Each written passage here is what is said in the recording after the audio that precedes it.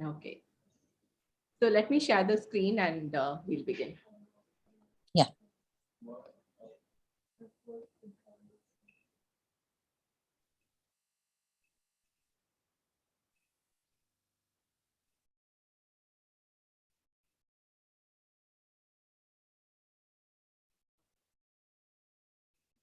This is the, okay, Ranjini is here, just a minute. Okay. So today is the 16th session of our book club, and we are going to be discussing Americana by Chimamanda Ngozi Adichie. I hope I'm pronouncing her right.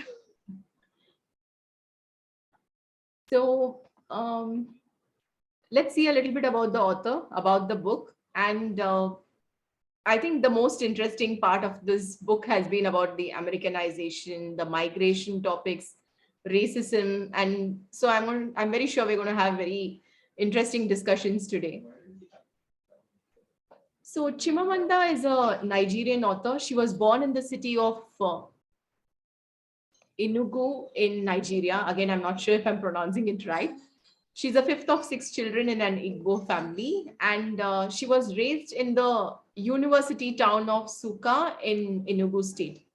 So her father is a professor of statistics at the University of Nigeria, and her mother is actually very famous for being the university's first female registrar.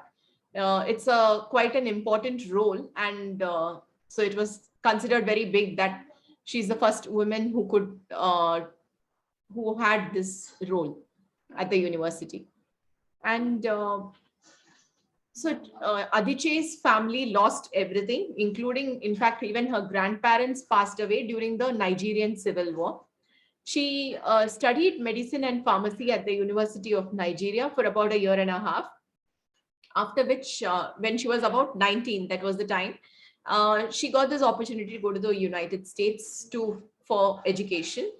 And when she went there, she studied communications and political science initially.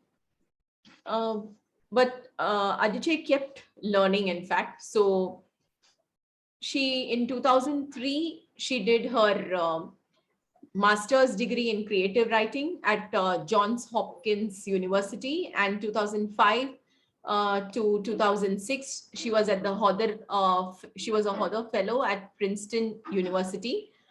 In 2008, she's very famous for winning the MacArthur Fellowship. It's called as the Genius Grant.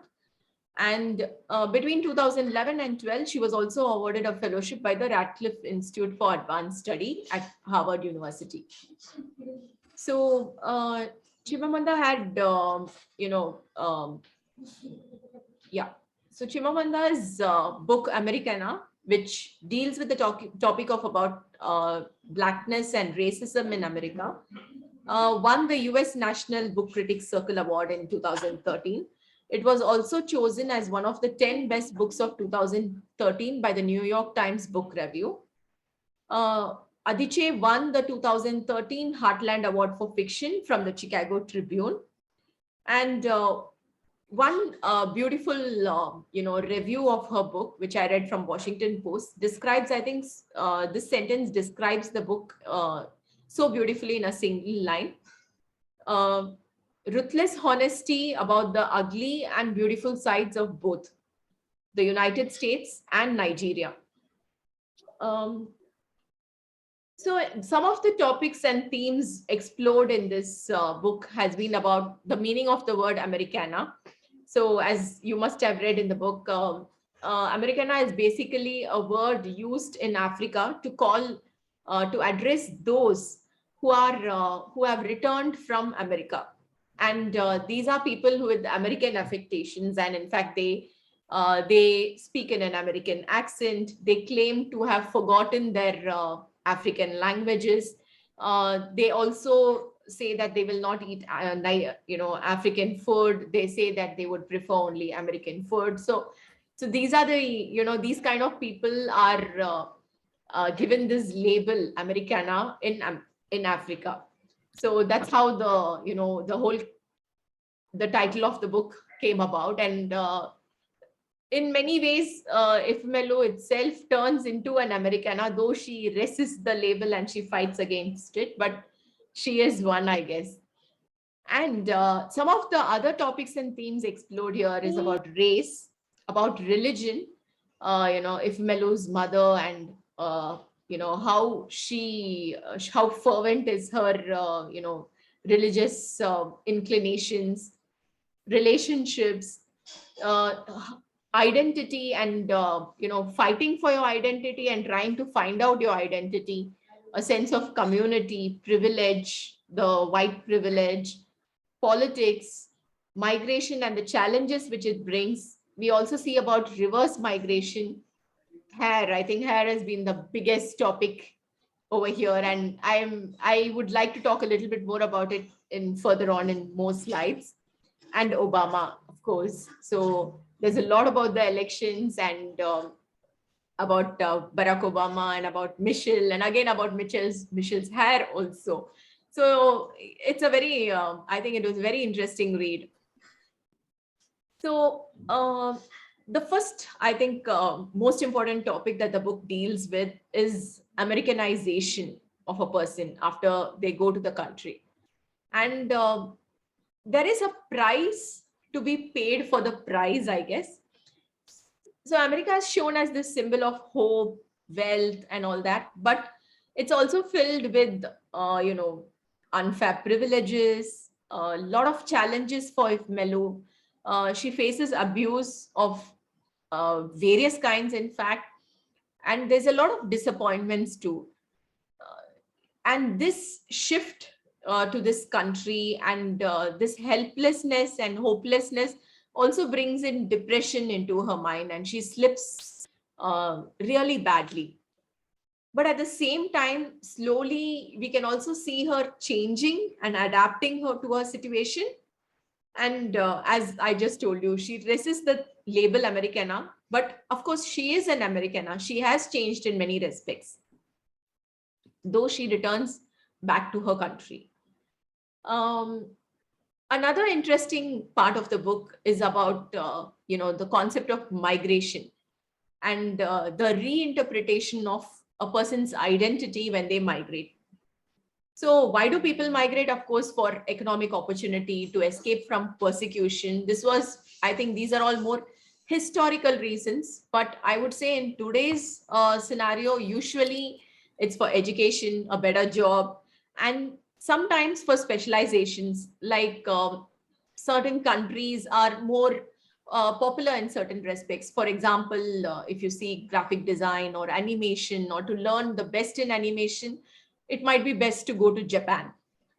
So, or maybe even US. So I guess these were the reasons nowadays, for people to migrate. Not all, of course, but these are also nowadays reasons to migrate. And migration definitely affects the bonds of love which you had with the people in the country you're leaving behind. It affects your personality. It affects your views on culture, on religion, on, on also in morals also, I think, to some extent. Uh, Initially, there's a struggle to adapt. And of course, there's always this desire to fit in, which is not easy. It's definitely not easy to fit into the place. And your identity does undergo a change. And all these things, if a person is unable to cope with it, can usher in depression and hopelessness. And and there are many people who migrate, who are unable to adapt, and who seek mental help. So um, so these are things. And also, I think another interesting part of the book has been the talk about reverse migration.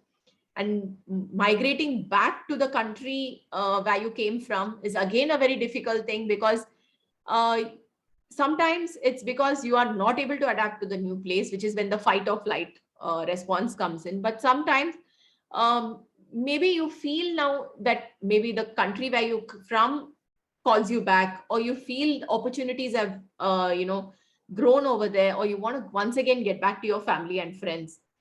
And now, after COVID, in fact, the amount of reverse migration in the world all around has increased a lot. In India, especially, there's a lot of reverse migration from the cities to the villages and small towns. And also, there's reverse migration of people from abroad going back to India, which I see here in Singapore too. I have come across many people, many families, even some in my own apartment, who are shifting back to India. In fact, some of them have not even got a job. They're just going to go there and then search for the job. But they've had enough of these years of being away from their family.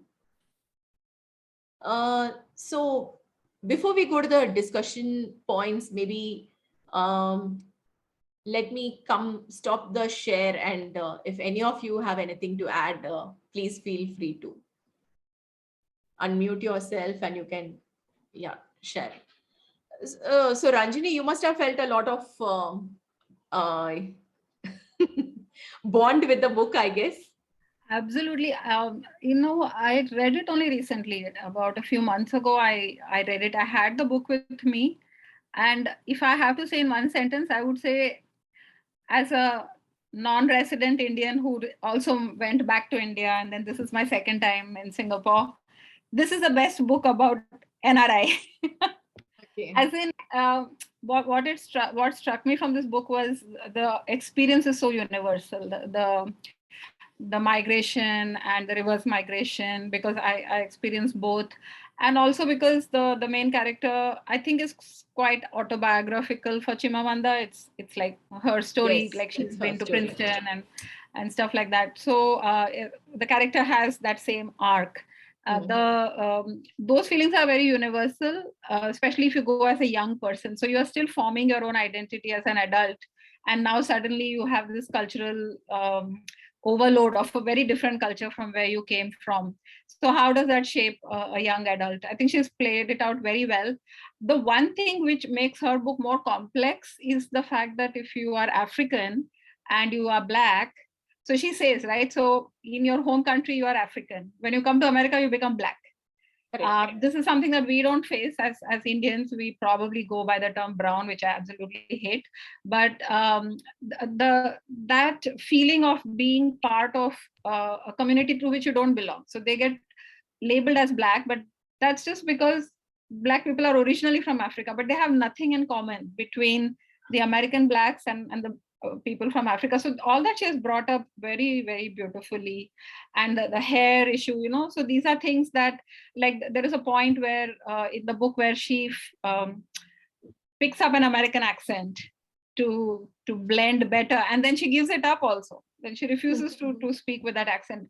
These are, they may seem like trivial things, but these are your everyday experiences when you live for a long time in another country, which is not your own. And especially when you go so like I see myself as a young person in America. I had a certain experience, but now as a middle-aged person in Singapore, I have a different experience. Like I don't have the same feeling of being torn between two places, because now I'm more settled in myself. But I think it's an absolutely fabulous book. She's a very intelligent writer, and she's very precise with her words. And, even the dialogues are very real. And there is an intelligence to her writing, which comes across in all her books. But I think this is especially a spectacular book. It deserves all the awards it has got. True. And so I didn't know that they like Indians are called as brown, is it? This is something was new to me. So the brown term has become more popular these days. So I'm not living in the US now, but since I do, I live there a lot, and I do follow, I don't follow a lot of media, but I see that South Asians, right? So Indian, Pakistani, Bangladeshi, like all of us who belong to South Asia, we seem to, because we don't fall in the Asian category. So you understand the difference, right? So we are not Asian and we are South Asian. So instead of going to the trouble of splitting that by countries, you just say brown people. So that means you're not Black, you're not white, you're not Asian. Okay. But it's such a misleading term. So earlier, a friend of mine told me that so she's a North Indian who's very fair, and she told me so her thing was that they told her black, they called her black. So, so this was her thing. So she told me, okay, I realized I am too black only after I went there. Oh, So no, I don't think black. I think a lot of us, like I used to get mistaken for Spanish, okay, Hispanic. So even the word Hispanic is a very broad term. So it's like people from Mexico, from South America. And again, people from Mexico really don't identify themselves with people from South America, even though they speak Spanish language. Spanish, So the right? thing is, the nuances are lost when you put these terms, right? Black, brown. I think that's a Correct. very lazy way of classifying Yeah. people. So I refuse And to call myself brown. and so I met this Singaporean child who was, who was explaining to her brother about, racism and all these things. Because so she told him, she was telling him that, you shouldn't tell black or you shouldn't tell brown and all these things, because when you go to the US, you will be called as yellow. you know because that's there in Singapore also, right? So they do say, why is this person black? And also this boy was a small boy and he asked, why is this person black? So the kid immediately told, you shouldn't say that, because if you go to US, you will be called as yellow, remember that. So I Yeah. was like, wow. Yeah. So true. Yeah. So she has touched upon, I think, the black experience as an African person being um, called as black, and then minute you speak, you have an accent which is not an American accent, and then they start like she says, this person talks to her very slowly Slowly. because she thinks she cannot understand, and just because she has an accent. And I mean, clearly, this is a college student in the US who has come from Nigeria. That's because Americans don't know that the Nigerians speak good English or Correct. Indians speak good English. So it shows more their limited knowledge, but perceived superiority. I think those things just brought out very beautifully in these small interactions that throughout the story. And also like having a white boyfriend, how does that, being an interracial couple, how does the immediate family and the greater world see them, and very, very nicely done, I would say. um, so anything else you wanted to add, Tulika, Shamal Raoji, Suchi? Yes, ma'am. I read this book with a lot of interest. As a matter of fact, this is the first book of this Chimamanda Adichie. I never read any of her books earlier, and I found the prose is beautiful, crystalline, and it definitely handles the three themes as I got it. Actually, one was immigration, another was race, and the other was relationships. And if I have to touch this immigration, the book makes a very brilliant exposition of the sufferings and the hardships of immigrants. And there is a special classification of immigrants, as you have brought out very nicely in that slide. These particular that what I call Obenje and Atimali, they are raised well, they are fed, to take the original quote from the book, and watered but mired in dissatisfaction. They are not fleeing war or starvation, but the oppressive lethargy of choicelessness.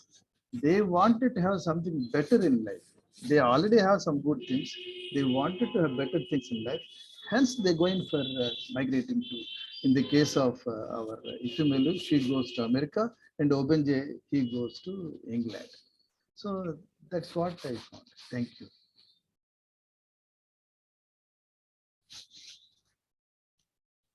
Okay. So I'll go back to the discussion. Please.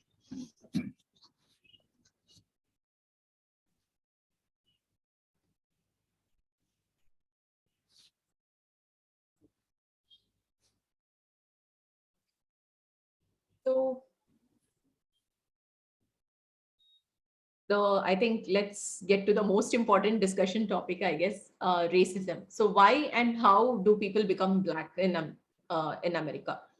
So for Ifemelu, it was the first time that she's discovering that she's something different. So it's I discovered race in America and it fascinated me, she says in the book. And she also says how many other people had become black in America. So till then, it's so difficult to even, you don't consider yourself black, so you don't understand that kind of a difference, you don't understand that there is a difference in your skin color, especially in Africa. From coming from Africa, she would have never felt it over there. And I think even the name of the blog itself probably captures the entire essence of the book. So the various observations of an American blacks by a non-American black. And something else which the book reminded me of, and I just wanted to share with you all, if in case you hadn't heard about him. So you've heard about Trevor Noah. You've seen any of his programs, The Daily Show with Trevor Noah? Yeah. Yeah. So he's also from Africa, and again, he's not an African American. He's an American African. So he migrated to America, and it's beautiful the way he talks about race. And I think some of his stand-up comedies are probably the best which you can ever come across. And if it's available on Netflix. I think one is called Son of Patricia. And you should definitely watch it if you haven't, to get an idea of race from an African's point of view who's in America. It's actually some of the things which he says, I felt a lot of kinship with with what Ifamelu's experience was. Like, for instance, calling someone a Negro is very hurtful for an African American. But for Trevor Noah, he says it doesn't make any difference to me if I'm called as a nigger or if I'm called as a Negro. It doesn't make any difference to me because it's nothing to me. It doesn't make, that word hasn't been used to oppress me, but it has been used to oppress them. So for them, it matters a lot. So we see these kind of, differences even here. Like, for instance, I think it was Kimberly's sister who speaks to Ifemelu and tells her, that, why are, you people from Africa are actually more decent and more understanding, but if you see the blacks over here, they are not like y'all. And that's when Ifemelu replies saying that when they were fighting for the right to vote, in all probability this person's father was fighting for the right to vote, in all probability this person's father was standing for the parliament over there. So he's not going to be the same as this. He's in a much, much different position. So the differences between an African American and an American African, I think, have also been brought out very well. And also there are a lot of subtle racist experiences which she experiences, and some of them are harsh. Not everything is harsh, but some things which are very small and which happen on an everyday basis, but they can have a huge impact on a person. I think both of those things have been brought out very well by Adichie. Yeah, I would like to add here that, Sure. and she shows it in like everyday interaction. So one of the funniest part of the book I felt was when she goes into she's still a new student, and she goes into a shop to buy something, and one of the assistants in the shop helps them, and when they go to check out, she says that, did someone help you, because they get a commission for helping the customers. And they don't know the name of the store person who helped them, though it's a black person, and they are so carefully avoiding saying black, because that would be the easiest way to identify between the two store clerks who helped. And while it's normal for her friend who has been there for a few years, for Ifemelu, it's like, what why are you beating around the bush, right? Like, really identify that person. I thought that was such a hilarious and such a true representation. And this book is still 15 years old, right? Yes. And it has become only worse. So I was in the US last month, and I know that it's become even more sensitive. And the other thing you mentioned about the African American and the American African, as a student, there are two different associations. Like, yes, one is the black and one is the African or something like this. It's like American African of the two associations, which clearly they all look the same, maybe. Correct. But then you have less in common with like, so she has more in common maybe with an Indian immigrant student, or from some other country who has come to the US than she has with someone who looks more like her. And those things are so beautiful.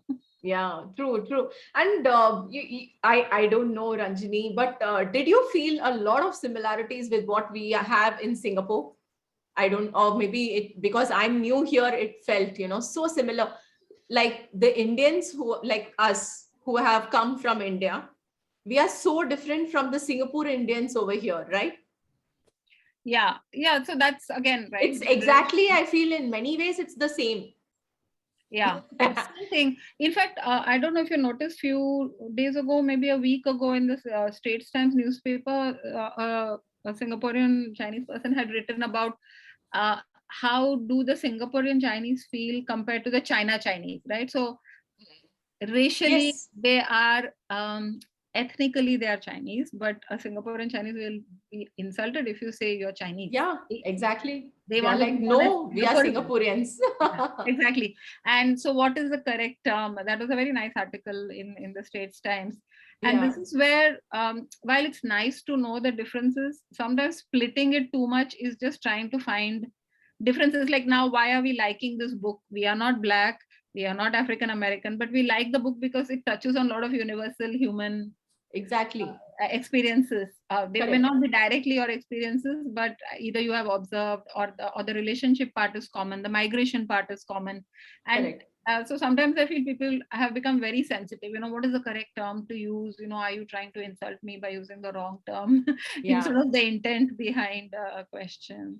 Exactly. And Adichie has been in, like, I think it's nearly now for the last 2 years, she's been under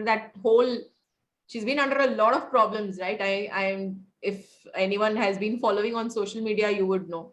And it's all only because of the terminology which she uses and all those things. It's a big story. I didn't include it in the presentation today because it would be so different from the actual conversation around the book. But so there was one place where she made a statement that, where they were trying to use an umbrella term, women, for even includes trans women. And she said, why do you need to do that? Trans woman is a trans woman, a normal cis woman is a cis woman. And for that, she came under it was a big, it was really big, blown up, and it was a huge thing. So if you see online, you might know it goes on. There's no end to it. Even despite how many other times she's clarified it, she's written about it in her blog and all those things. So I think sometimes this kind of terminology is also kind of, I don't know, people find it very sensitive at times. Yeah, and I think US is probably the most sensitive place at this time. Like, it's like a hotbed of don't say the wrong word, which is very scary because you don't feel like talking only. Yeah, and J.K. Rowling also had made that statement, I remember J.K. Rowling. Yeah, oh my God, that had also blown up so much. God, and that was it was a newspaper article, right, which said people who menstruate, and she's like, why do you need to say that? You can just say women, right? Yeah. Either way, it doesn't work. You can't say all women. You can't say, as in, I keep reminding you of the book. You remember Fahrenheit 451? He says this. There'll be a time when you won't be able to say anything without offending someone or the other. So I think we are there. True. We are in that place. And it's because of social media, it's gone to such a, I think, drastically huge extent where once someone says something, then immediately it's like J.K. Rowling's books are burned. I'm like, I can't believe someone can burn Harry Potter. Why would you do that? Burn Harry Potter, don't read Harry Potter, throw it. And same went with the Adichie also. She shouldn't be given an award. So she was given an award in that particular year when this happened. And there was a huge blowout for that. And that they should cancel it. They shouldn't give her and all this stuff. And why? Even if, I don't know, maybe I don't get it. And maybe I'm not the right person to talk about it also. So anyway, I didn't include it in today's discussion because I thought it's a huge topic on it by itself. So yeah. So again, if Melu is asked to speak about race relations, after her blog becomes famous and she gives that presentation and all that, immediately that initially when she speaks her mind, there's a very hostile reaction. And then when she says that America has made great progress for which we should be very proud and all those things, and immediately there's a better reaction and people applaud her speech. So, and I love that sentence which she says, you know, that racism should never have happened. And so you don't get a cookie for reducing it. And I think that's so beautifully said. So this also shows that it should actually be easier to have conversations about race right now, because if it's true and racism has gone and everything has reduced and things are better, then it should actually be easier to have conversations, but that doesn't seem to be the case. And also this, the white liberal guilt which Kimberly has, I don't know, somehow I feel that reinforces racism more. Or is it just me? I'm not sure. But the way she behaves and she goes out of the way to apologize for every single thing, again, that also, I don't know, it sounds funny. It's the same thing like those, that the showroom example of a person trying to avoid using the word black and beating around the bush so much. That makes it more obvious. Yeah, like, it actually makes it more obvious, right? It kind of points it out even more. And yeah, so hair. I think this was like I don't know if the men here will be able to think, and I'm not sure if Ranjini had the same experience, but I think hair is again a very major and a very important part of Singapore's thing also, Singapore's culture also. Here, basically, of course, there are Chinese, there's Malay, there's Indian. So, and where any advertisement or anywhere where we see anything by the government, there's a lot of equal representation of all. But there's I feel an underlying feeling among the people that your hair has to be long and straight, and it has to be a normally, you know, it should fall straight or whatever. And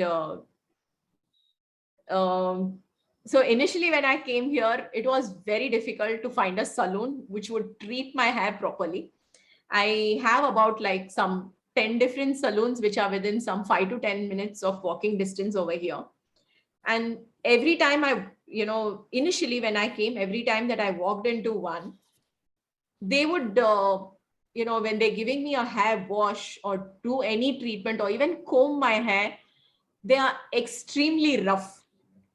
And I don't think it's because it's not like they're angry with me or something like that. I just think they feel that this is the only way they can handle my hair.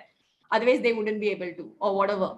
And so they are extremely rough. They pull their hair and all these things. And after a couple of really unpleasant incidents, I just stopped going to anything over here. And every time I need to get my hair done, I found this lady who's a Tamilian lady who stays in Little India. So I actually travel about 1 hour in the bus, go there and get it done.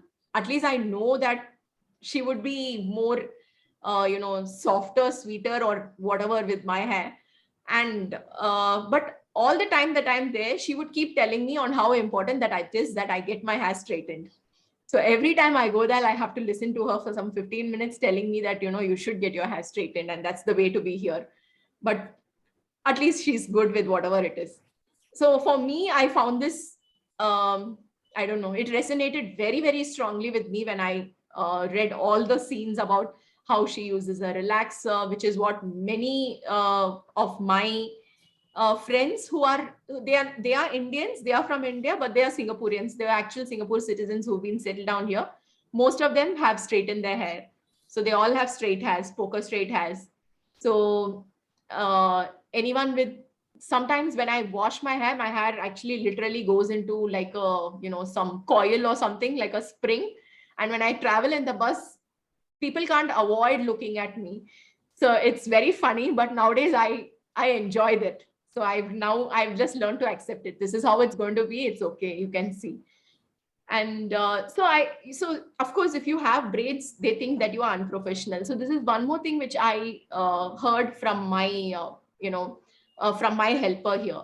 They have this in Singapore, you have the system of your house help staying in the house with you. And these are usually people from countries like Indonesia or Philippines or something. So one of the conditions which is put to them before they could come and join work here is to straighten their hair. So I didn't know this. I was so surprised about this. But my helper who's here, when she came to my house, I didn't tell her to do anything, but she came to my house. She had straight hair. And she told me that usually this is the expectation in Singapore, because if we have curly hair or wavy hair or something, we are considered, it's considered unclean and it's considered shabby. So because of which we are asked always to straighten our hair, which is why I straightened my hair before coming here. I told her, no longer need to do that or whatever, it's up to you. I don't have any condition that you have to straighten your hair to work over here. So I guess countries where they have predominantly straight hair, I think they are, they kind of feel that a curly or a wavy hair is unprofessional, it's unkempt. And also, she also talks about how there's no braiding salon in Princeton. She talks about the relaxer burns. And I don't know, all these things felt very, very resonated with me very strongly. I don't know, Ranjini, did you have such an experience in US or in Singapore? I didn't really worry about my hair. I mean, I was doing my PhD in the first few years. That time when I did have decent hair, I had no time to go get my hair done as a student. And no, I didn't feel anything about my hair, but I did notice because Chimamanda went to Johns Hopkins and she writes about Maryland. So I lived in Maryland. And I went to school in Baltimore. Also, Johns Hopkins is in Baltimore. I didn't go to Johns Hopkins, but I went to University of Maryland. And there were a lot of Black people who were in the university. These were staff, there were students also, there were faculty also.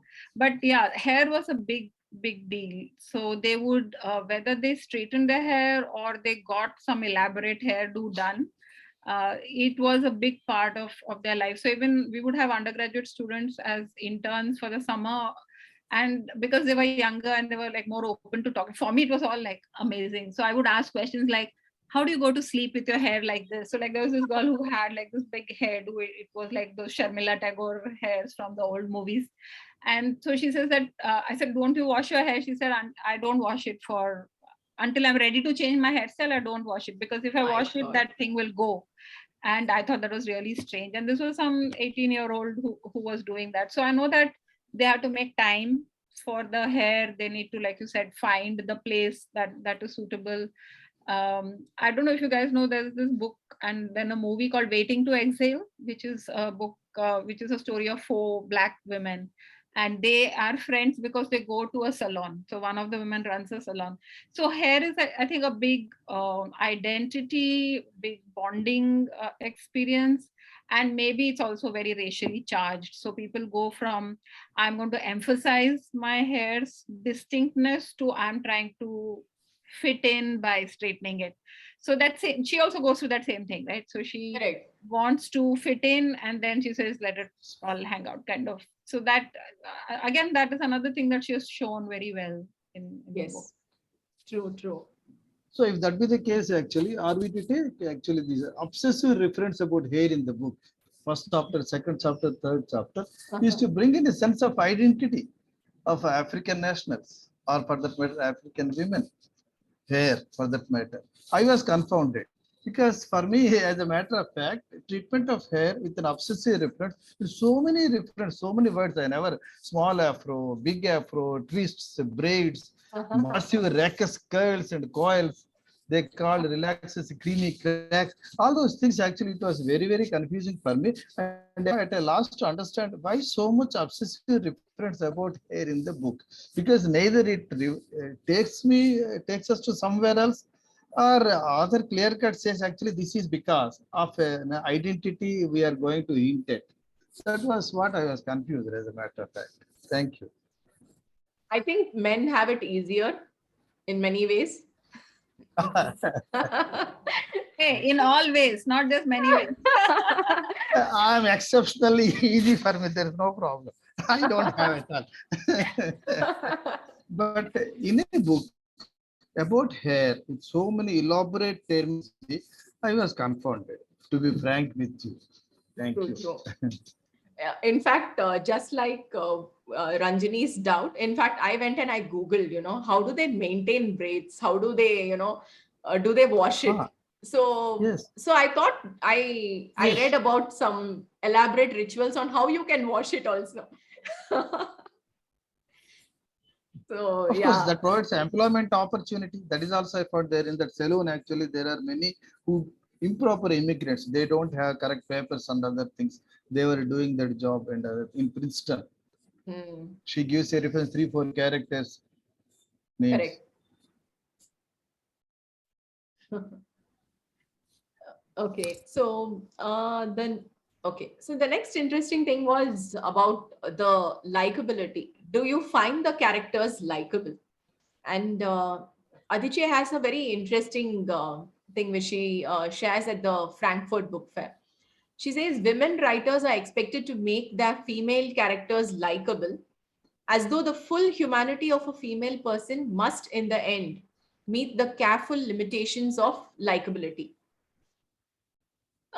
So what about you? What did just an open question to all of you. So did you find the characters in Americana likable? Why or why not? And are there some characters which you liked more than the others?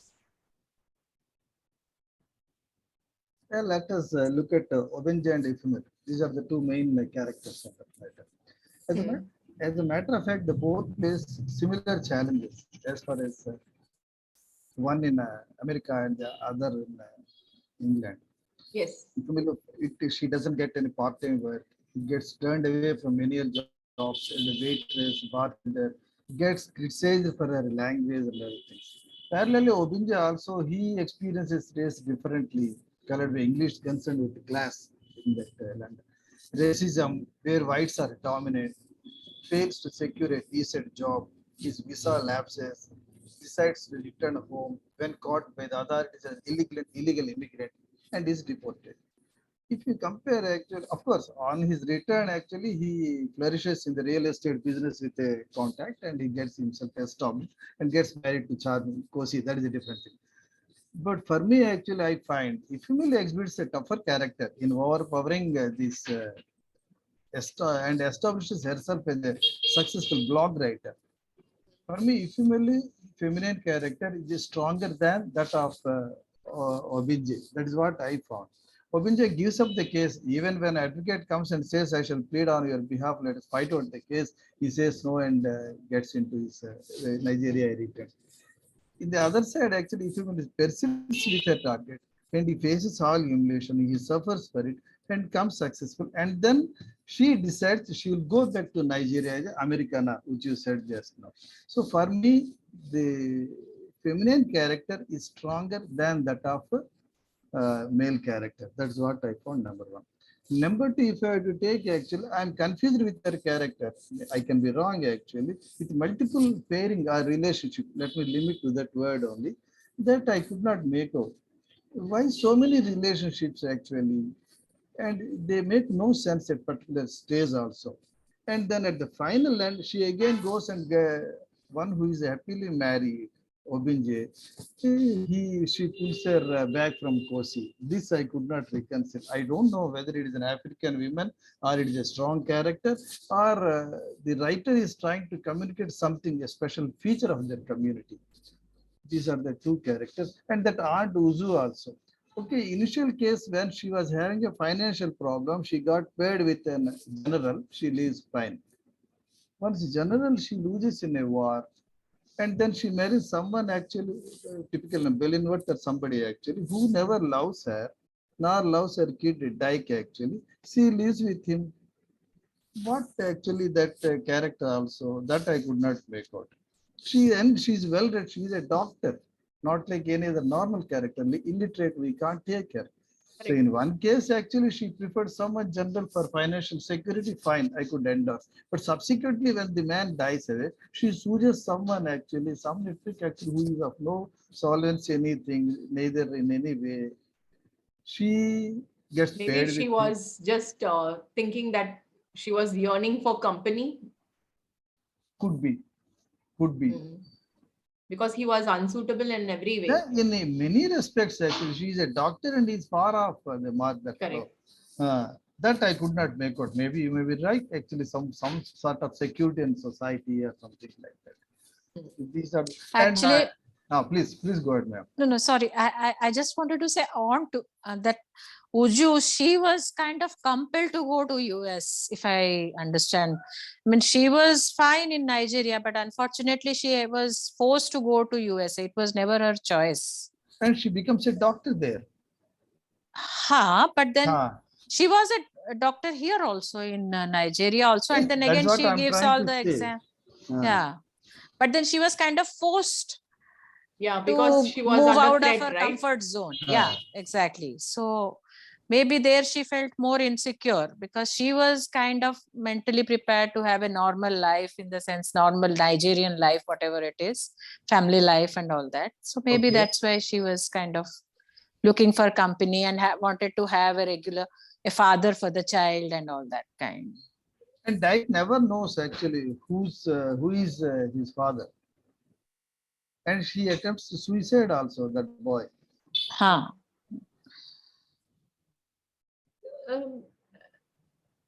think I felt that the second relationship was only for the sake of company.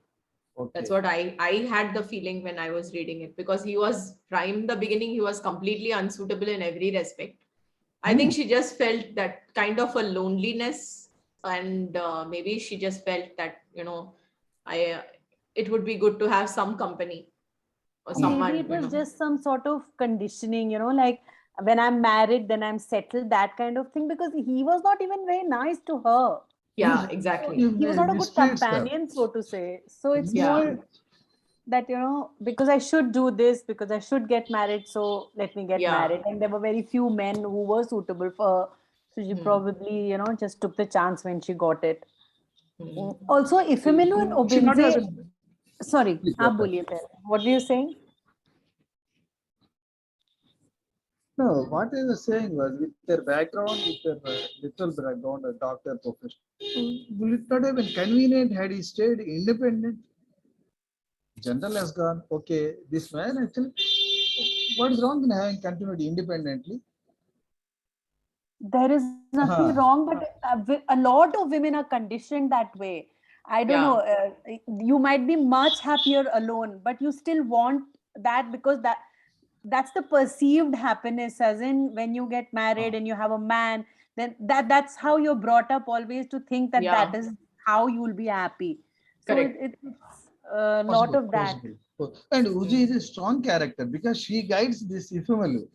Go there, do this, do that, and other things. We can't take her as a normal light character. She is a character of depth. That's what intelligence and capability. But we cannot, still we cannot say that because she was strong, or because she was independent, or because she was financially stable, she would be okay about, she would still might be thinking that, a marriage is the end of all, it's the biggest thing to achieve. We see women like this around us. There's so many women like that who are independent and working, and they still think that marriage is a thing, like a box that has to be ticked. Exactly. I'm not sure if you remember that. I think a few years back, maybe 2-3 years back, there was this huge case of this lady who was one of the top employees of Google, who stays with her husband in Silicon Valley, who is also a very huge, he's also huge in software. He's got his own consultancy or something like that. And he used to constantly hit her. There were phone conversations. She recorded something. And for years, he was abusing her. And for years, she kept quiet. Thrice, the neighbors had called the police because they had seen something happen. And all the 3 times, she actually turned away the police, telling that, no, nothing. I only fell, or, I slipped. It was a mistake or something like this. And finally, she recorded and she shared the thing when she decided to take a divorce or something. So this is a person who's like one of the top employees at Google, who's earning a handful, young, independent and everything. And still she put up with it for nearly a decade, I think. So we don't know. Similarly with Ifemelu also. Yeah. Obinze, Ifemelu, okay, one can relate with the relationship, with the childhood friends and other things. But look at other relationships. So Yeah. sometimes you can come up with a justified reason as far that the sports coach is concerned because she was financially broke, which is rather a low point in her life, and she avoids to be in touch with Obinze and other things. So I could not make out a justification for her pairing with the younger man in the building. And similarly, Kurt, that software entrepreneur, Blaine, African American academic, and then abundance, all these relationships actually. Yeah, true. Because she wanted to be with another Nigerian in form of our Obinze. That is the point.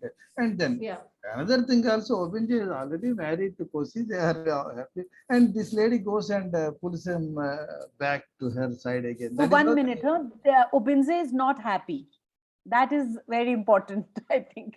He's not happy. He's not even convinced about his wife. There's a very nice line when he says there's something immodest about her modesty. I go with your point, madam. Very correct. He's not happy. But in which way that justifies actually Ifemelu to pull him back?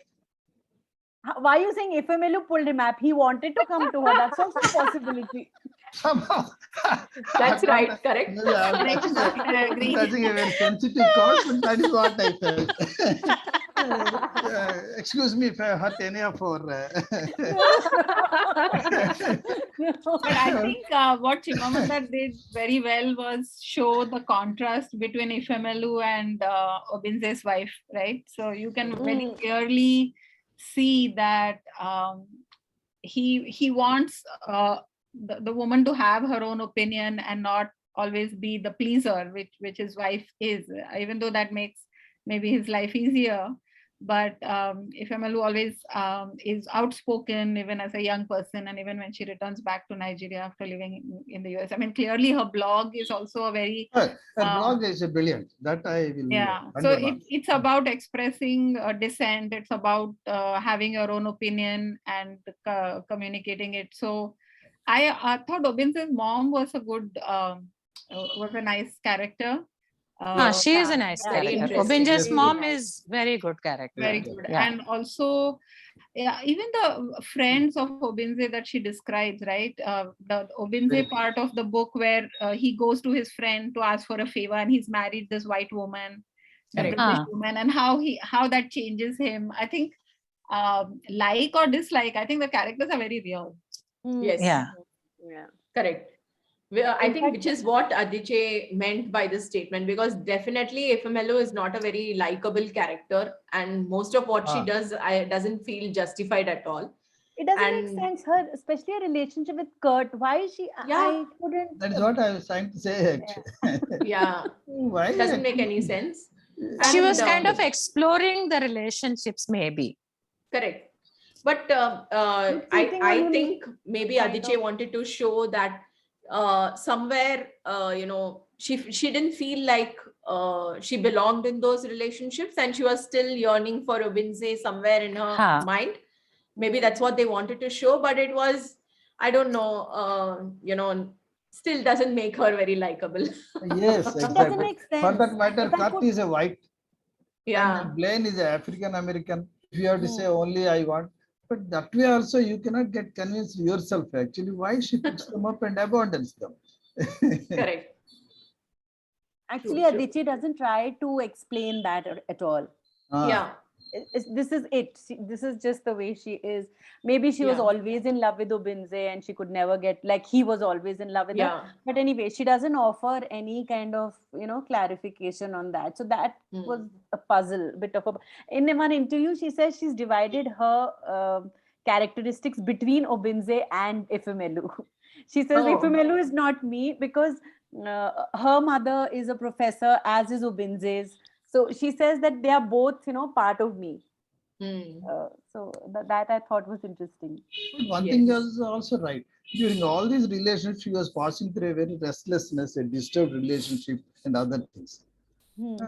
That is also a point. Maybe for that matter, she wanted something, an anchor point or some lean upon the shoulder type of a thing she went. Anyway. I think the men were sorry. Go ahead. No, I just said the men were pretty stable, especially Blaine. They were not flighty at all. She was the one who was the restless one. Correct.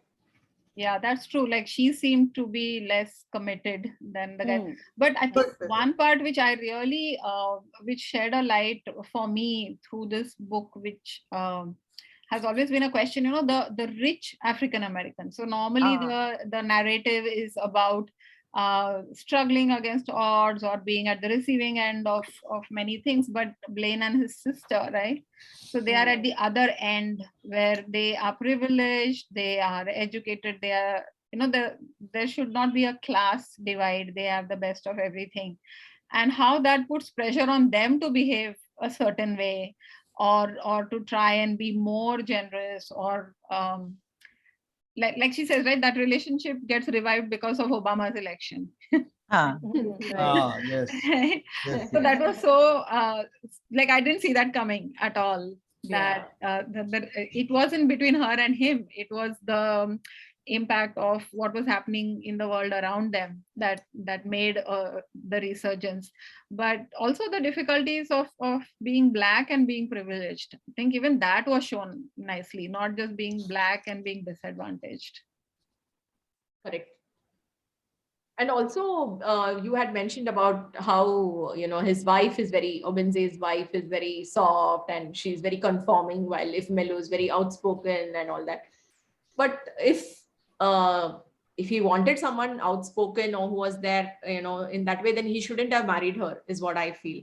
And there wasn't really any problem in the relationship as such. I felt that it was more of, you know, he's one of those rich men of Africa who are having multiple relationships. So if Ifemelu would have been okay to be one among that, he would have kept quiet. But he knew that Ifemelu wouldn't agree to something like this, to be maybe just another relationship on the side. She wouldn't agree for it, which is why I feel he left his wife. Or maybe he wouldn't have done that too. He would have been happy to just continue, you know, as what it is. Yeah, maybe I agree with Chamala also, who said that she is a stronger person than him. Exactly. And that's why it ended the way it did. Otherwise, correct. what you said, Archana, Another point also, madam, actually. For instance, he tries to get in touch with her, right? Sends a lot of email and other things. She never responds to those mails. Correct.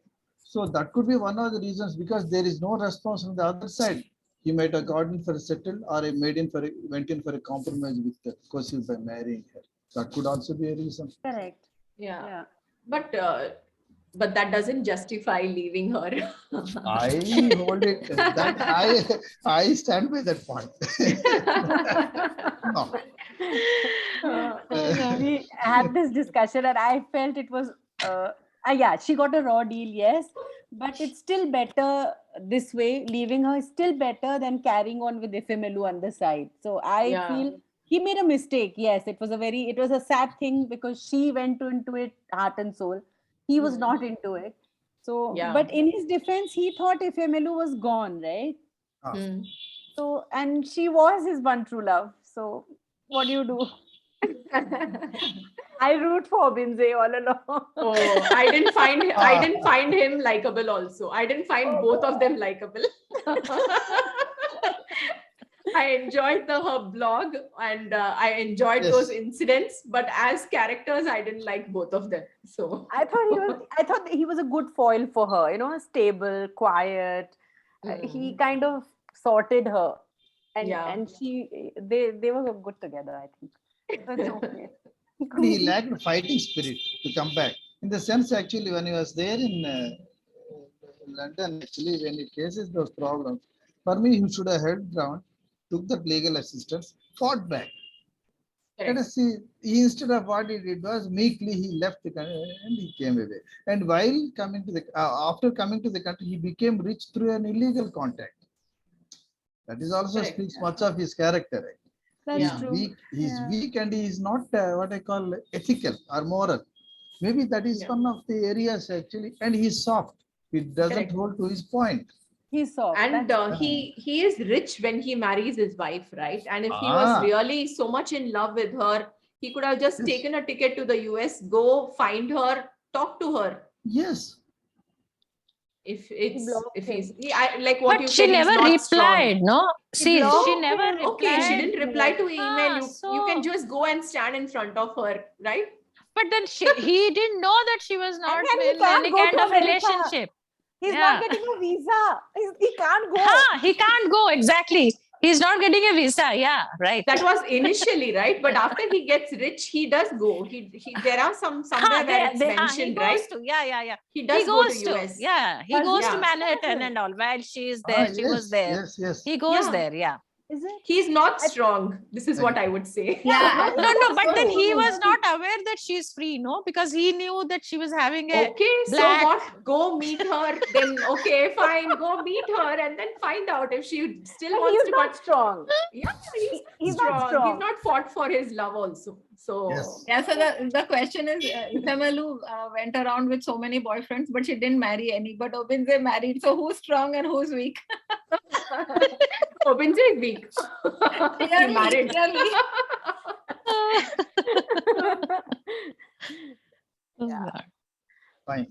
I think there's one more point which I just had for the discussion. Okay, so this is another thing I wanted to talk about, the violence against women, which is portrayed here, the women in Americana. So you remember that incident where there's this lady who gets slapped by her colleague, and immediately there's this outrage, and everyone says, "Oh, why did he slap her when she's a widow?" So you remember this incident? Yeah. Yeah. She's the Yeah. So and she professor, right? yeah, she's a professor, and she responds by saying that, you shouldn't feel bad that I am a widow and he slapped me. I'm a full human being, right? Whatever it is, I'm a human being. He slapped me. So that's all. That's what is the matters right now. And then they all wear that full human being t-shirts. All that I think was shown very well. And also another violence which is shown in some ways is the one where the general actually he holds all the money, right? Despite having Dick as a son and everything, he doesn't really, the house is in his name. All, whatever is there, all the possessions, all the money, everything is in his He's kind name. of holding the power over Exactly. her. That is the point. Yeah. So that's also a kind of violence only at the end of the day. So there is a financial violence there. And I think Obinze and his wife also is the same thing, that Obinze holds everything, right? He says in the end also that, I will make sure she's well settled. So as actually she's not well settled, that means her financial situation is precarious. So, but he says, okay, now I'm going to divorce her, but make sure that she's well provided for and all that stuff. So again, that's also, I think, a kind of violence, whatever Obinze is doing to his wife. And another interesting aspect of the whole thing was how other identities like race and class also intersect with gender, like just what we were talking about, how Blaine is one of those who are privileged, who is rich and who's a Black. And I think, so as Adichie also says Adichie is considered as one of the most important pioneers of feminism. But she talks about how feminism itself as a concept in the US is only, whatever is discussed only as regards the white women. The concept doesn't extend to the Black women at all. So here there is someone who's Black, who's fighting because they are Black and also fighting because they are women. So the intersection of gender with race and class actually is, I think, even more difficult. So, so this is a very interesting meme. And so whenever there is a victim in any, violence against women or sexual abuse or something, they always say, this is someone's mother, this is someone's sister. Why don't you think of this person as your mother? Don't you have a mother? Don't you have a sister? What is the usual thing which is emphasized? Why is these kind of things emphasized? A potential relationship with a man is emphasized instead of her personhood, to increase awareness and support for anti-violence causes. So this was an interesting picture. Instead of saying she's someone's sister, mother, daughter, wife, why don't you say she's someone? No, she's a person. Yeah. Yeah. I mean, you don't have to always explain it in relation to a man. It is exactly. that is. Yeah. So this As is an very common, I individual. think, in our country also, right? Whenever something, whenever something happens, immediately this is the way that's immediately spoken about. Yeah. So I have some quotes over here. So the only reason you say that race was not an issue is because you wish it was not. We all wish it was not, but it's a lie. I came from a country where race was not an issue. I did not think of myself as Black, and I only became Black when I came to America. Yeah, this is very nice. Very nice. Nice quote. Especially. I also kept it. Nice.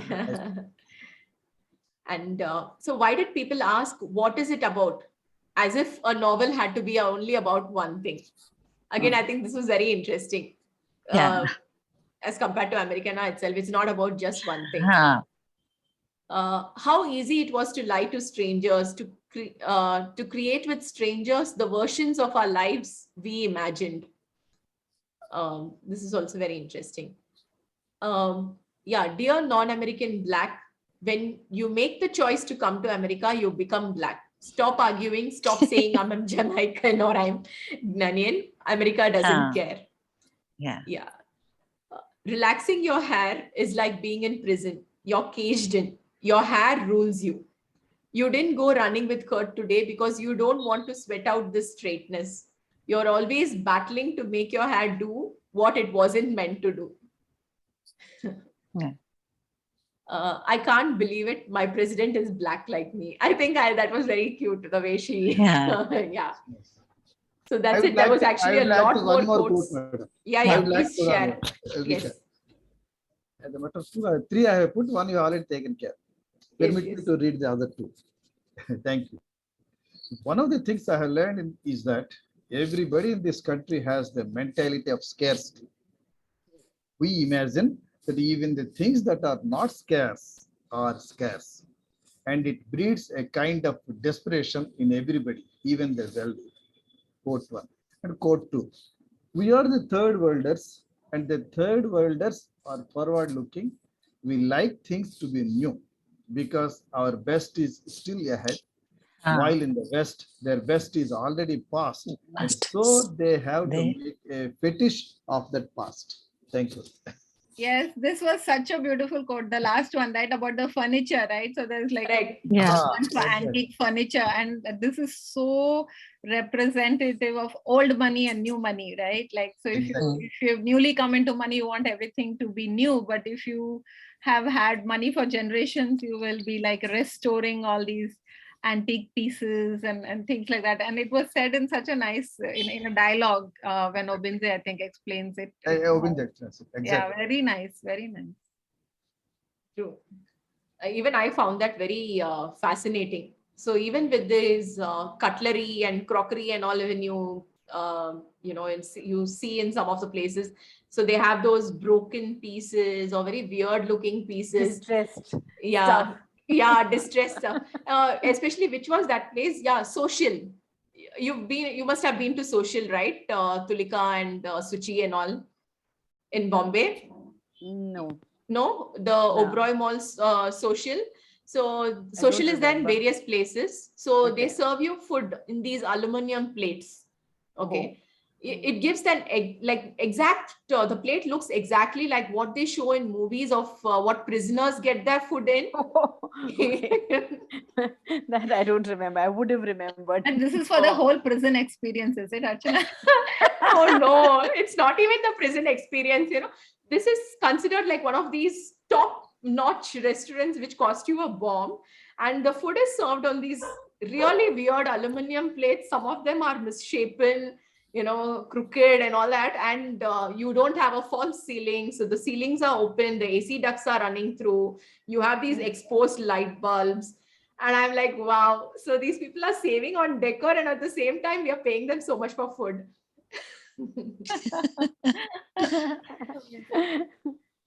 So Tulika, next time you go to Bombay, you should try this. No, bro, more. Yeah. You'd like to add anything else? Okay, by the way, the voting for the next month's read, I think Tulika is not voted, but most of the other votes have come in. And right now with the email votes and everything, the 100 Years of Solitude seems to be leading. Okay. So I wanted to actually, inform you all that I think let's do it for 2 months if you all don't mind. Let's keep it the discussion on March end. Yeah, Absolutely. sure. Okay. Absolutely. It is a big Yeah. book actually. Yeah, it's a big book and I'm in the midst of shifting my house. So Okay. it's a bit crazy and chaotic here. So Where is same place or you moving? no, same place, but so Okay. yeah, I have a lot of stuff. It's Lot of books crazy. for It's sure. nightmarish. 70 cases of books or more now, no? I Yeah, remember when you were shifting last time. you remember. So every Oh my time, God. every time I speak, I'm still not fixed on the packers and movers. So they ask me how many cartons you would require, and it's so embarrassing to even tell the number. And the worst part is, unlike India, here I have to pack the cartons. They just come and give the empty cartons a week before, and I have to sit and pack everything. Oh. So Oh, it's going to be a big nightmare anyway. okay. Good Yeah. luck then. Yeah, so I'll put up the formal post for 100 Years of Solitude, but we'll have the discussion in March end because again, I heard Tulika, you've been warned.